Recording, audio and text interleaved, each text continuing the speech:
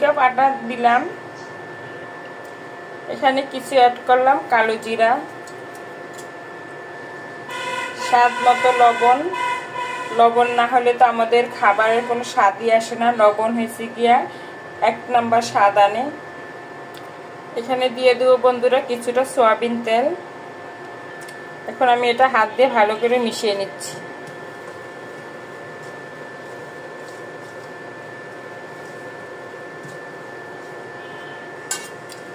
বন্ধুরা আমার কিন্তু মিশানো হয়ে গেছে। এখন এখানে আমি নরমাল পানি নিয়ে দিব অল্প অল্প করে। সিঙ্গারা যেহেতু বানাবো, এটা কোনো নরম ডো হবে না, এটা অনেকটা টাইট একটা ডো করতে হবে। সিঙ্গারাটা যেহেতু খাস্তা হবে, এর জন্য শক্ত একটা ডো বানিয়ে নিচ্ছি আমি। আমার কিন্তু ডোটা হয়ে গেছে, বেশ শক্ত একটা ডো করে নিয়েছি, টাইট একদম। তো আমি ডোটা এখানে রেখে দিই রেস্টে। এর ভিতরে আমি সিঙ্গারার ভিতরে যে পুরটা বানাতে হয়, সেই পুরটার জন্য কি কি লাগবে সেটা তৈরি করছি। এখানে কিন্তু আমি একটা হাঁড়ি চুলায় দিয়ে দিয়েছি সিঙ্গারার ভিতরে যে পুরটা বানাবো সেটার জন্য। তো আমি এখানে কিছু তেল দিয়ে দিচ্ছি। তো আমি এখানে আলু পেঁয়াজ কেটে নিয়েছি, সেটা দিয়ে দিলাম তেলের ভিতরে। আদা বাটা দিলাম, রসুন বাটা, জিরে বাটা দিলাম 1 চামচ, আর স্বাদ মতো লবণ, একটু দিয়ে দিলাম হলুদের গুঁড়া। এখন এটা ভালো করে আমি কষিয়ে নিব। যতক্ষণ পর্যন্ত সেদ্ধ না হবে, পুরটা তৈরি না হবে, ততক্ষণ পর্যন্ত আমি জাল দিতে থাকবো। কাঁচা মরিচ দিলাম, লাল সবুজ 2 কালারের মরিচ দিয়ে দিচ্ছি।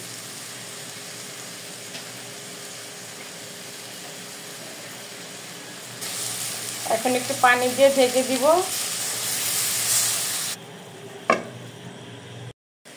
এখন সিঙ্গারার ভিতরে কিছুটা বাদাম অ্যাড করে দিলাম, একটু হালকা ভাজা দিয়ে একটু গুঁড়া করে নিছি, আদা ভাঙা দিছি আর কি। হোটেলে তো মনে করেন বাদাম দেয়, তারপরে মাংস কলিজা দিয়ে বানায়। আমি বাদামটা অ্যাড করলাম। আমার সিঙ্গারার পুরটাও হয়ে গেছে।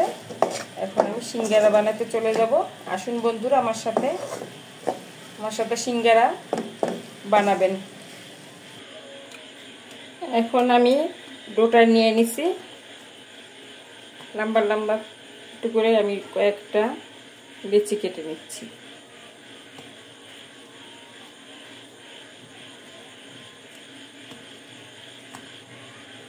আমার লেচিগুলো কাটা শেষ হয়ে গেছে। এখন এখান থেকে এগুলো সব সরিয়ে দিব, আর একটা নিয়ে আমি রুটি বানিয়ে নেব। আমি এই সাইজের একটা রুটি বানিয়ে নিয়েছি। এই যে একটু মোটা, সিঙ্গারা পুরটা দিতে হবে, একটু মোটা সাইজের রাখতে হবে, বেশি মোটা না। তাই আমি এটা এখন 2 ভাগ করে নিচ্ছি। 2 ভাগ করে নেওয়া হয়ে গেছে। এখন এটা আমি সিঙ্গারার ভাঁজ দিয়ে নিচ্ছি।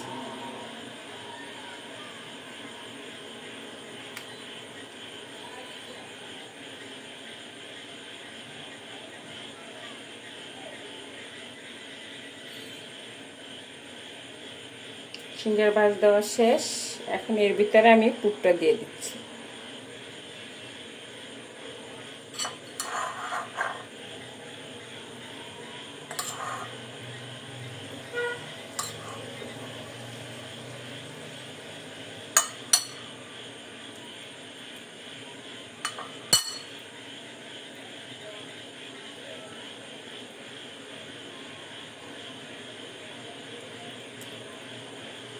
এখন যেহেতু তেল দিয়ে মাখিয়েছি, একটু পিছলা পিছলা আছে, একটু যদি আমরা পানি দিয়ে সাইডে মুড়িটা ইয়া করে নিই তাহলে এটা ভালো আটকেবে।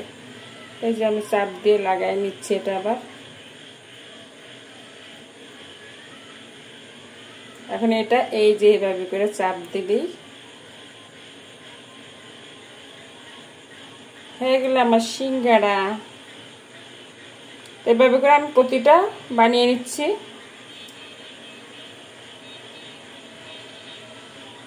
এভাবে করে আমি আরো সবগুলো বানিয়ে তারপর দেখাচ্ছি, না এটা দেখাই দিব।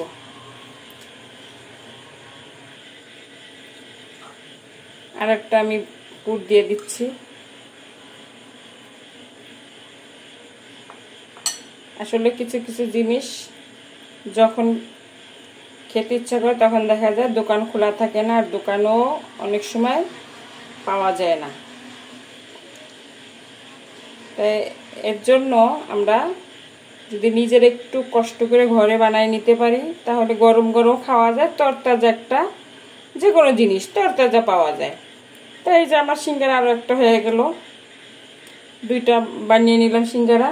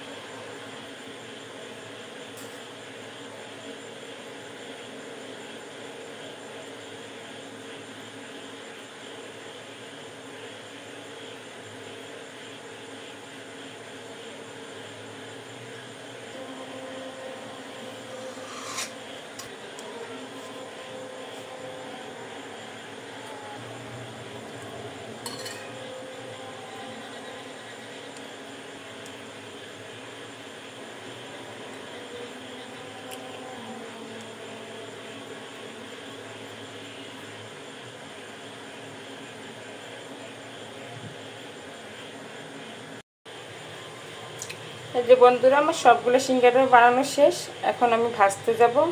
আসুন আমরা ভাজি একসঙ্গে বসে।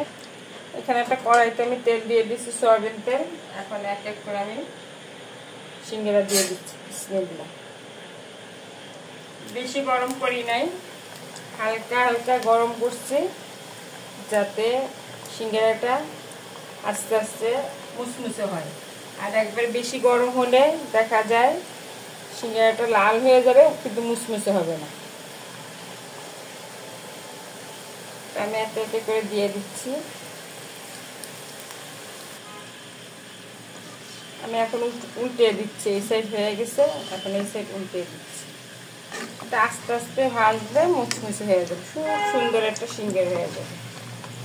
তাই আমরা ঘরে তৈরি করে নিতে পারি, বেশি বেশি খাওয়া যায়। আর টাটকা খাবার তো।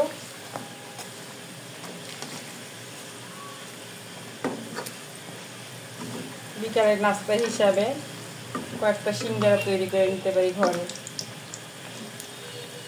বিকালে তো সিঙ্গারা পাওয়া যায় না, সিঙ্গারা পাওয়া যায় তো সকাল 10টা থেকে 12টা পর্যন্ত সিঙ্গারা পাওয়া যায়, তারপরে সিঙ্গারা ভাজে না। তাই বিকালের জন্য এখন সিঙ্গারাটা বানিয়ে নিলাম। আর বন্ধু আপনাদের সাথে শেয়ার করতেছি, আপনারা দেখতেছেন আমার সঙ্গে বসে বসে। এই যে আমার হয়ে গেছে সিঙ্গারা, এগুলো ভাজা হয়ে গেছে, তুলে নিচ্ছি।